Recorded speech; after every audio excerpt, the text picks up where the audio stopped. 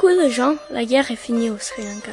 Mais près de 300 000 personnes qui ont été déplacées par le récent conflit sont retenues dans des camps comme celui-ci à Minic Farm, dans le district de Vavuniya.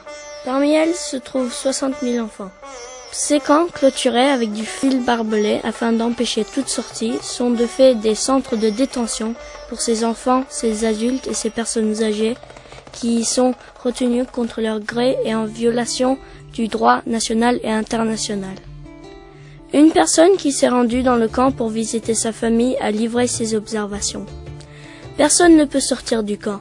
Il est entouré d'une clôture de fil barbelé et est contrôlé par l'armée sri-lankaise avec l'aide d'administrateurs civils.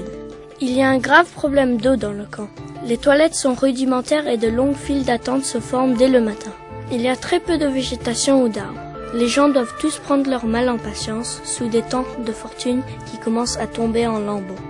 Les visiteurs et les proches peuvent venir leur rendre visite dans le camp pendant 5 minutes. Le monde extérieur ignore tout cela car les journalistes, les travailleurs humanitaires et les représentants politiques ne sont pas autorisés à parler directement avec les personnes retenues dans les camps. Il faut que les gens qui vivent dans ces camps puissent se faire entendre.